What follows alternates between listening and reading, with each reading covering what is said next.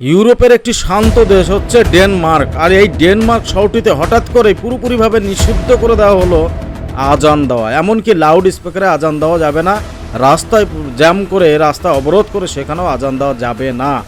এবং সেখানকার মন্ত্রিসভার কিছু কিছু মন্ত্রীগণ তারা ভাবছেন যে ডেনমার্কের কিছু কিছু শহরে গেলে তারা এমন দেখছেন সেখানে পরিবেশ যেন মনে হচ্ছে পাকিস্তানের কোনো ইসলামাবাদে এসে তারা হয়তো প্রবেশ করে গেছেন।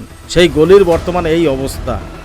স্ক্রিনে যে ভিডিওটি দেখছেন এটা কিন্তু ডেনমার্ক শহরেই রাস্তার একটি ভিডিও, যেখানে রাস্তার মধ্যে এইভাবে চলছে আজান বা নামাজ আদায় করছেন তারা। কিন্তু প্রশ্ন হচ্ছে 5% মুসলিম সম্প্রদায়ের মানুষের জন্যে 200টিরই বেশি মসজিদ রয়েছে সেখানে, তারপরেও কেন এইভাবে রাস্তা অবরোধ করে রাস্তায় আজান কিংবা নামাজ আদায় করছেন তারা? কি ভাবছেন, কি চিন্তা ভাবনা রয়েছে এদের?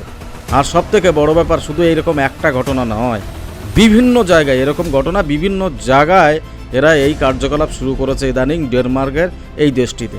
ইউরোপের এই ডেনমার্ক বলে যে দেশটি, সেই দেশে 3.5 লাখেরও বেশি মুসলিম সম্প্রদায় মানুষ বসবাস করেন, কিন্তু সেখানকার জনসংখ্যা অনুযায়ী মোটামুটি 5% মুসলিম সম্প্রদায় মানুষ, এবং তাদের জন্য রয়েছে সেখানে আজান দেওয়ার জন্য, প্রার্থনা করার জন্য 200টি মসজিদ রয়েছে। 200টি মসজিদ থাকা সত্ত্বেও এই মানুষগুলো প্রতিনিয়ত সেখানকার আইন ব্যবস্থাকে বুড়ো আঙুল দেখিয়ে রাস্তার উপরে রাস্তা অবরোধ করে নামাজ পড়তে দেখা যায়, এবং সেখানকার প্রশাসন নড়ে চড়ে বসেন। তারপরে পুরোপুরিভাবে নিষিদ্ধ ঘোষণা করে দেন যে এই রাস্তায় এইভাবে আজান দেওয়া যাবে না।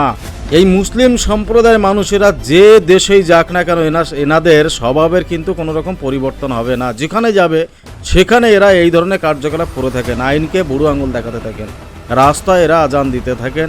সেইগুলো এই যে ডেনমার্কের শহরের যে প্রশাসন, তারা এগুলো মানতে নারাজ।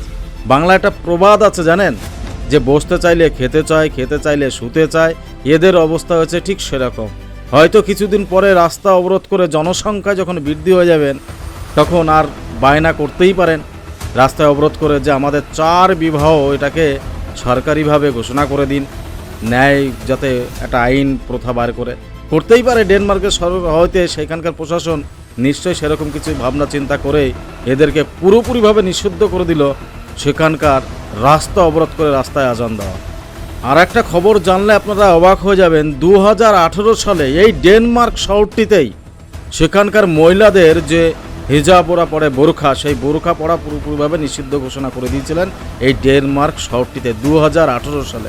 এই ডেনমার্ক দেশটির যে মন্ত্রীগণ তারা দাবি করেন যে এরা 5%, শুধুমাত্র 5% মুসলিম সম্প্রদায়ের মানুষের জন্যে 200র বেশি মসজিদ থাকার সত্ত্বেও তারা রাস্তায় নেমে যে জমায়েত করে রাস্তা অবরোধ করে নামাজ পড়ছেন, এটা তাদের ক্ষমতার প্রদর্শন দেখাচ্ছেন।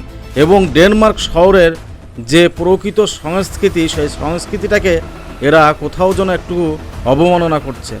সব দিক থেকে চিন্তা ভাবনা করেই এই সিদ্ধান্ত তারা নিয়েছেন।